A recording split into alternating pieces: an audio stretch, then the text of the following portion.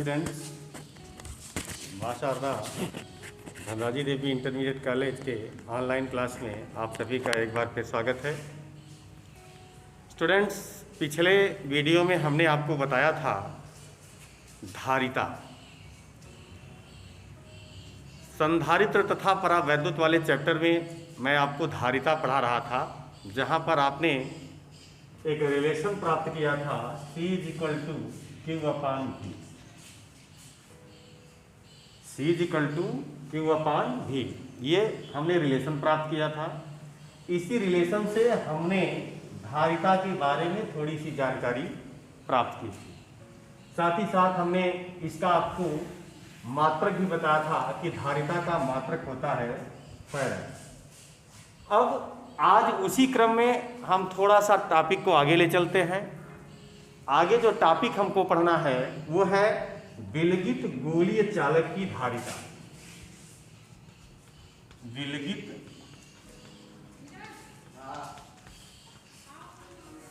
गोलीय चालक की धारिता। कैसे चालक की धारिता हमें ज्ञात करना है भाई? विलगित, जिसको आप इंग्लिश में कहते हैं आइसोलेटेड।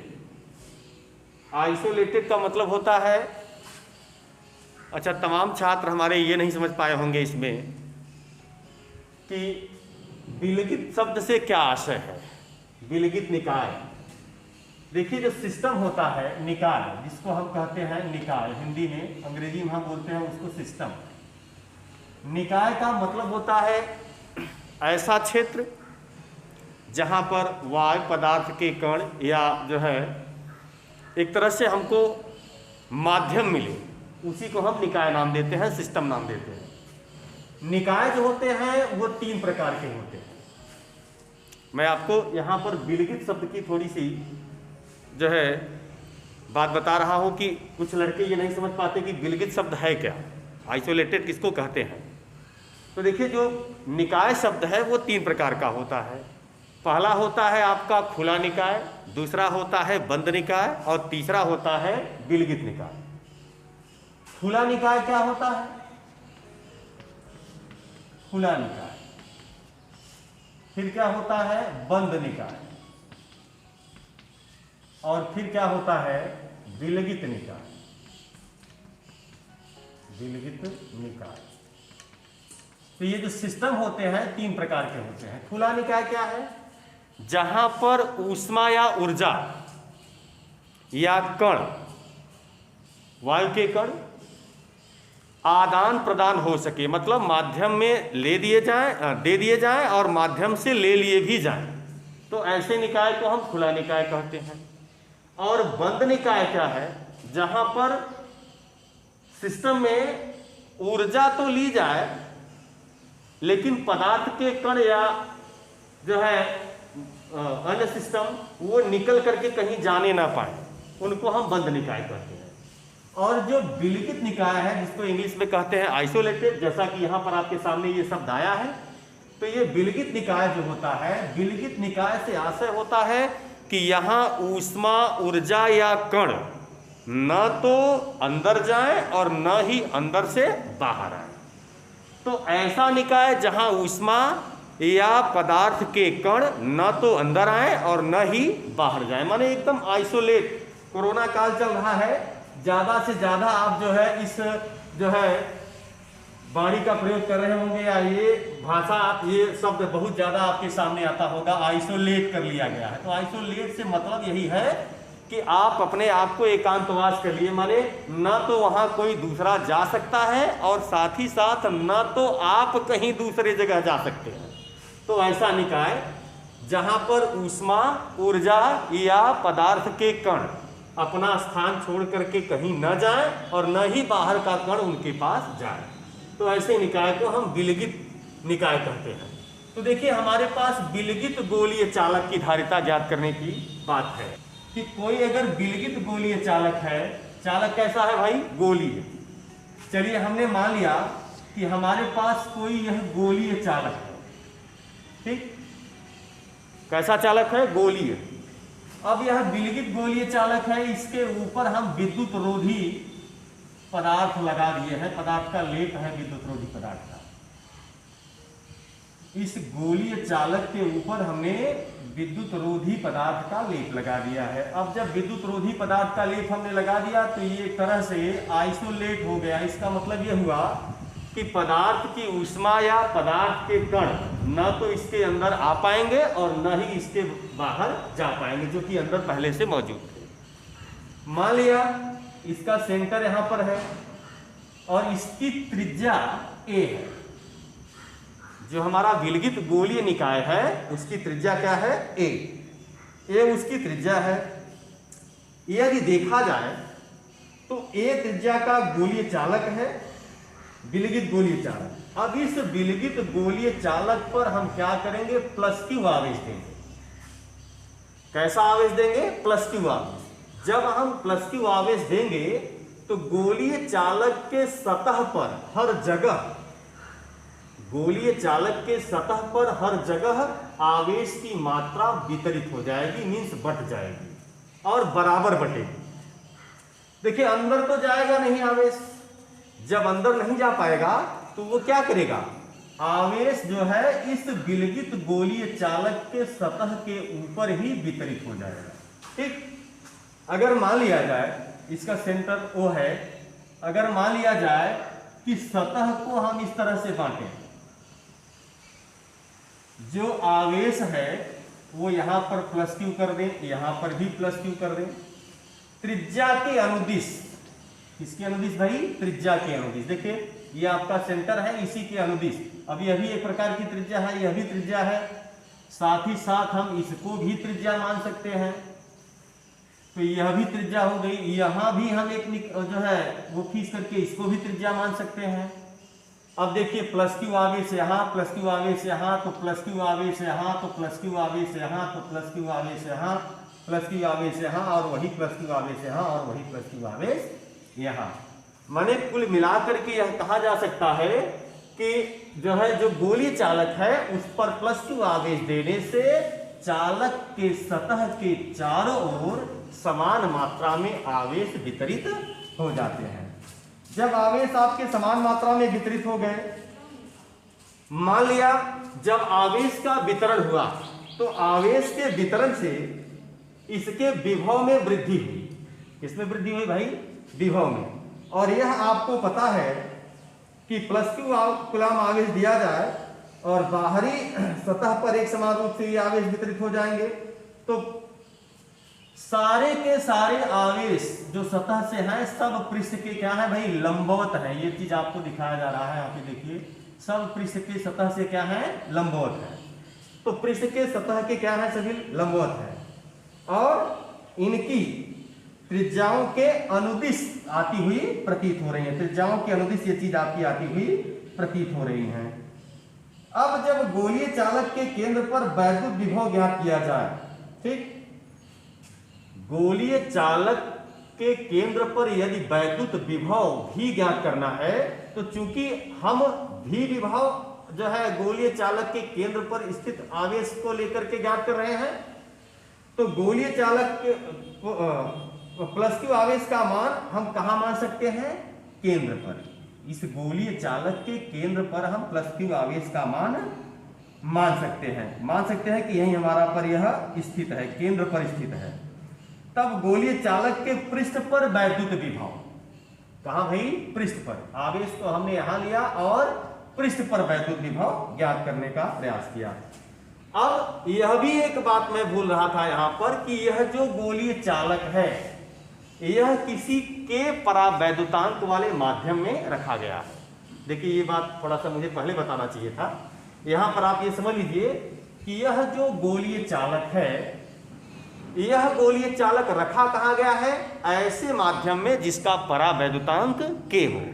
अब परावैद्युत किसे कहते हैं? मैंने पिछले वीडियो में आपको बताया था, जैसे मोम है, रबर है, शुष्क वायु है।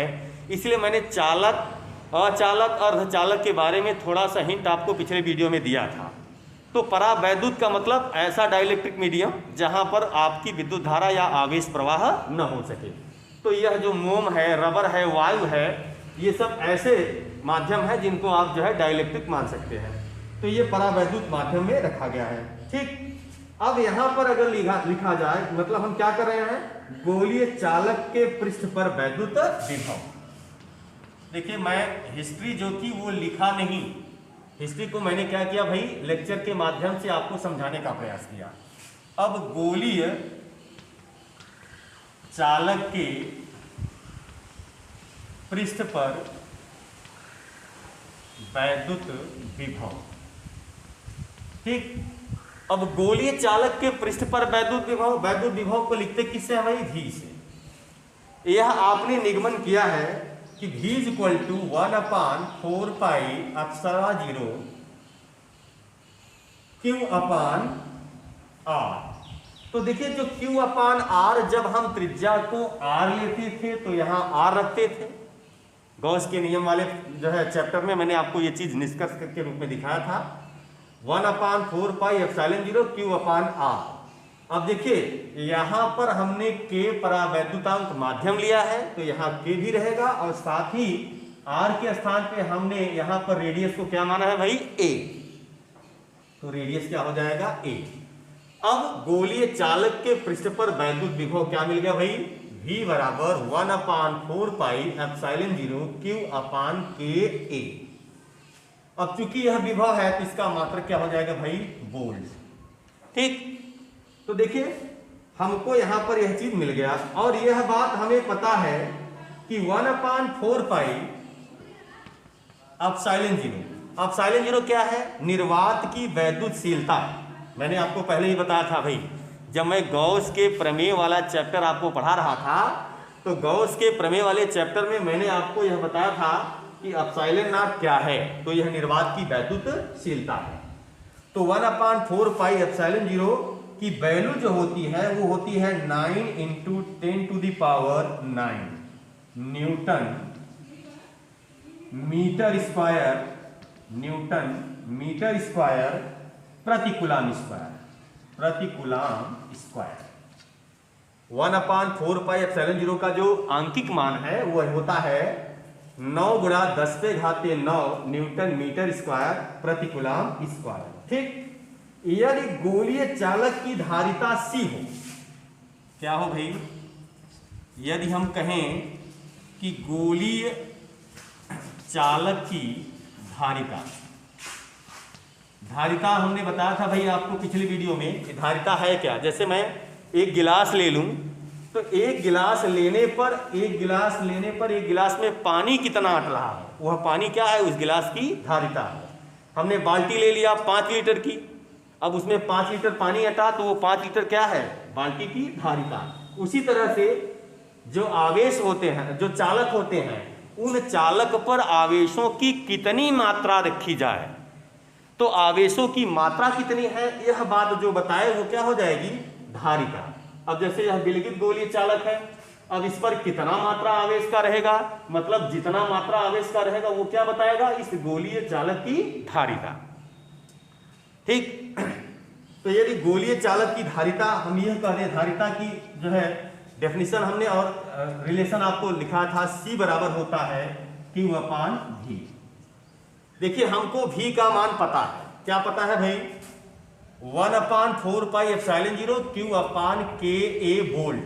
अगर हम इसी वैल्यू में, मतलब धारिता हमको निकालना है, तो इस रिलेशन में हम V का मान रख दें तो क्या मिलेगा, देखिए पुट करके देखिए, C बराबर हो जाएगा Q अपान 1/4 पाई एप्सिलॉन 0, सॉरी Q अपान 1/4 पाई एप्सिलॉन 0, फिर Q upon K epsilon not, K alpha या A, सॉरी KA, ये हो गया। देखिए अब ये रिलेशन चला गया आपका ऊपर, तो इसको हम इस तरह से लिख सकते हैं। देखिए बिल्कुल यहां समझने की बात है कि यह बटे है, उसके नीचे फिर बटा है, तो ये पोर्शन हमारा कहां चला जाएगा, ऊपर। तो हम लिख सकते हैं Q अपान Q, ये वाला Q, और फिर ये पूरा हमारा चला जाएगा कहां, ऊपर, गुणा 4 पाई एप्सिलॉन 0 KA। तो Q से क्या हुआ भाई, कट गया, तो हमको मिला क्या, C बराबर 4 पाई एप्सिलॉन 0 KA। यह एक रिलेशन हमको मिल गया। मतलब क्या कि यह जो विलगित गोलीय चालक है जिसकी धारिता हमको ज्ञात करनी थी, उसकी धारिता कितनी मिल गई? C बराबर 4 पाई एप्सिलॉन 0 के A। देखिए इस रिलेशन से हमको यह बात पता चल रही है कि 4 पाई एप्सिलॉन 0 के ये टोटल की टोटल राशि जो है वो कांस्टेंट है, मीन्स नियत राशि है। अगर हम इस नियत राशि को हटा दें तो हमको मिलेगा क्या भाई? C proportional to A। मतलब ये हमको मिल जाएगा C प्रोपोर्शनल टू A। अब इस रिलेशन से हमको एक बात निष्कर्ष के रूप में पता चल रही है कि इस विलगित गोलीय चालक की धारिता, कैसे विलगित गोलीय चालक की धारिता? जो कि K परावैद्युतांक वाले माध्यम में रखा गया है। K परावैद्युतांक वाले माध्यम में रखे गए विलगित गोलीय चालक की धारिता C प्रोपोर्शनल टू A। मतलब किसके अनुक्रमानुपाती है? इस विलगित गोलीय चालक की धारिता के। अगर हम त्रिज्या के, विलगित गोलीय चालक की त्रिज्या के, धारिता किसके अनुक्रमानुपाती है? त्रिज्या के। तो इससे हम ये कह सकते हैं कि विलगित गोलीय चालक की धारिता चालक की त्रिज्या के अनुक्रमानुपाती है। मतलब अगर हम त्रिज्या बढ़ाएंगे तो धारिता क्या होगी? बढ़ेगी। गोलीय चालक की त्रिज्या अगर हम बढ़ाएंगे तो गोलीय चालक की त्रिज्या बढ़ाने से इस गोलीय चालक की धारिता क्या होगी? बढ़ेगी। यदि कह दिया जाए K बराबर 1, K बराबर 1, K क्या है भाई? परावैद्युत माध्यम। हमने K का मान क्या ले लिया? A। तब यह रिलेशन हमारा क्या हो जाएगा? तब C इक्वल टू हो जाएगा 4 पाई एप्सिलॉन 0 A। भाई K का मान 1 रखेंगे तो 1 का गुणा करने से कोई फर्क नहीं पड़ेगा। तो C इक्वल टू हो जाएगा 4 पाई एप्सिलॉन 0 A।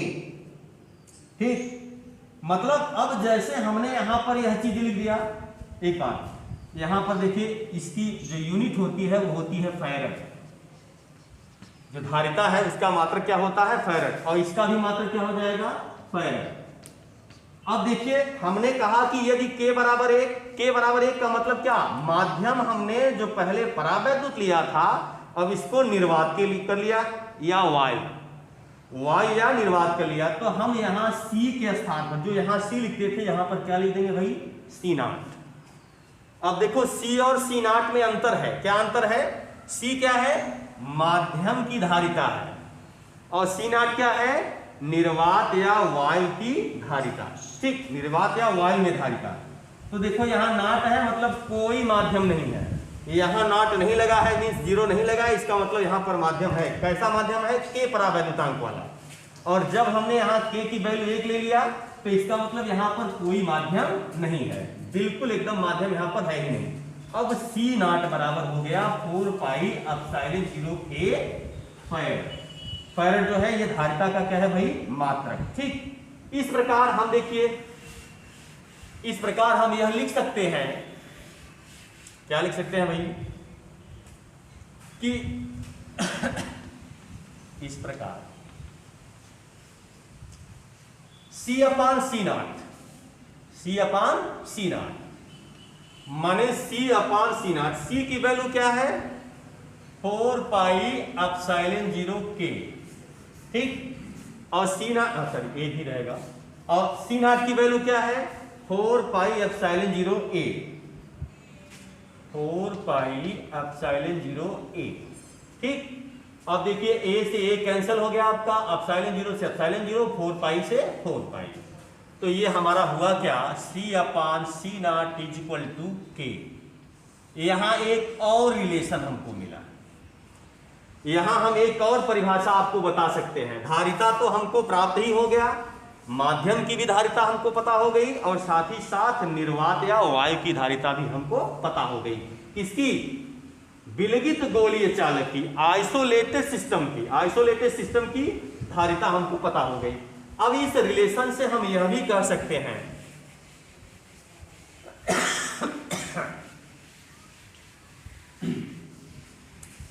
इस रिलेशन से हम क्या कह सकते हैं भाई? C upon C0 equal to K।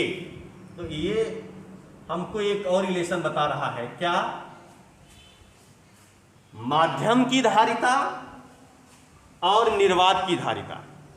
भाई मैंने बताया था आपको कि C जब रहेगा तो माध्यम रहेगा वहां पर K, देखो यहां वैल्यू में K लिखा है, और C नॉट हो गया, इसका मतलब यहां पर K हट गया, अब यहां पर निर्वात या Y माध्यम आ गया।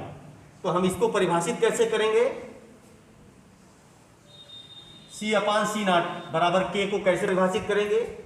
माध्यम की धारिता तथा निर्वात की धारिता के अनुपात को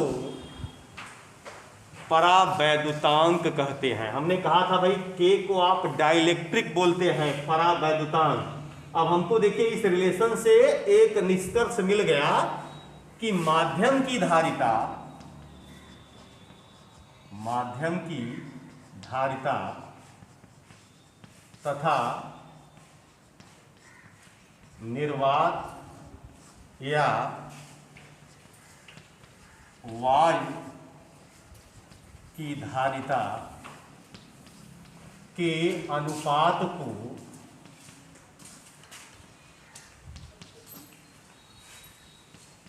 परावैद्युतांक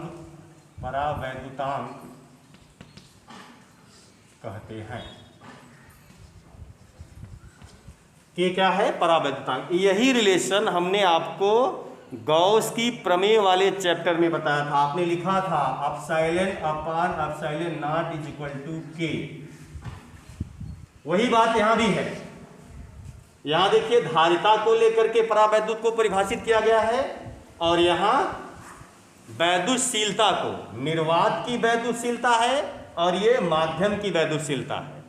माने यहां भी वही चीज आप बोले थे कि माध्यम की वैद्युतशीलता तथा निर्वात की वैद्युतशीलता के अनुपात को माध्यम का परावैद्युतांक कहते हैं। तो यहां पर हमको ये चीज मिल गया, ठीक। तो वही बात यहां भी आ गई। अब यहां से हमको निष्कर्ष मिल गया कि माध्यम की धारिता तथा निर्वात की धारिता के अनुपात को माध्यम का परावैद्युतांक कहते हैं। तो परावैद्युतांक हमको मिल गया, साथ ही साथ हमने विलगित गोलीय चालक की धारिता निकाला। क्या निकाला भाई?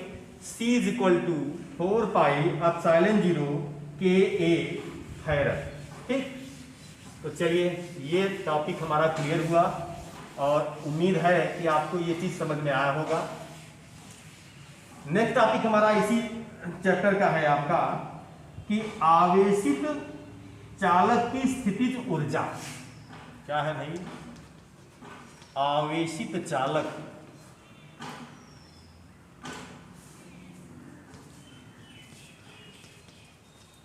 की स्थितिज ऊर्जा। आवेशित चालक की स्थितिज ऊर्जा, स्थितिज ऊर्जा हमको निकालना है।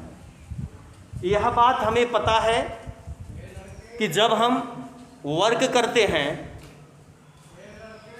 हमारे द्वारा एक आवेश को एक स्थान से दूसरे स्थान पर ले जाया जाता है, तो आवेश को एक स्थान से दूसरे स्थान तक ले जाने की प्रक्रिया में हम वर्क करते हैं।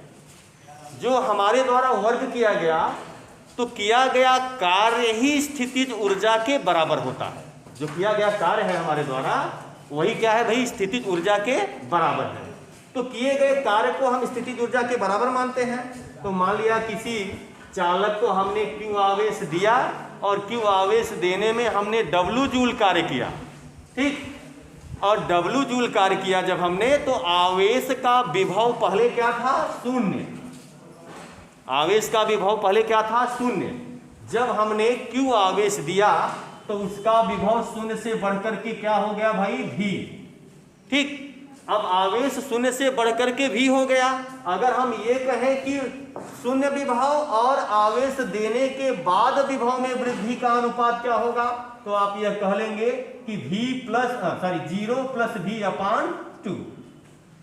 तो ये अगर आप जोड़ोगे तो ये मिल जाएगा आपको क्या भाई? V/2। देखिए मैं इतिहास लिख नहीं रहा हूं, बस केवल आपको बोल करके बताने का प्रयास कर रहा हूं। आप वीडियो को शांतिपूर्वक सुनेंगे तभी हमारी बात समझ में आएगी। मैं टोटल चीज अगर लिखने लगूंगा तो वीडियो बहुत लंबा हो जाएगा, जिससे आपको उबन महसूस होगी। इसलिए मैं लिखने का प्रयास नहीं कर रहा हूं, आपको केवल मौखिक रूप से समझाने का प्रयास कर रहा हूं। ठीक, क्यों आवेश दिया हमने, पहले क्या था भाई, किसी चालक को आवेश जब हमने नहीं दिया था तो उसका विभव क्या था, शून्य। जब हमने उस चालक को क्यों आवेश दिया तो उसके विभव में वृद्धि क्या हो गई भाई, भी।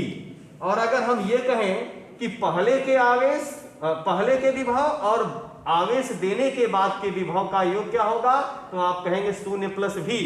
और अगर हम ये कहें कि दोनों का अनुपात क्या होगा, तो आप ये कहेंगे कि शून्य प्लस भी अपान 2 इज इक्वल टू हो गया v बाई 2। ठीक, अब यह बात हमको पता है कि कार्य बराबर होता है आवेश गुणे औसत विभव। यही चीज हमने जो निकाला है इसका मान होता है औसत विभव, इसको बोलते हैं। ठीक, रेशियो, यह है आपका औसत विभव। तो यहां पर आपको यह बात पता होना चाहिए कि कार्य बराबर होता है आवेश गुणे औसत विभव। आवेश गुणे औसत विभव। औसत विभव कैसे प्राप्त किया आपको मैंने बता दिया ब्रीफली, लिखने का प्रयास मैंने नहीं किया है। तो देखिए, कार्य को लिखते हैं W और आवेश को लिखा जाता है Q, और यहां पर आपने औसत विभव को लिखा है V बाई 2।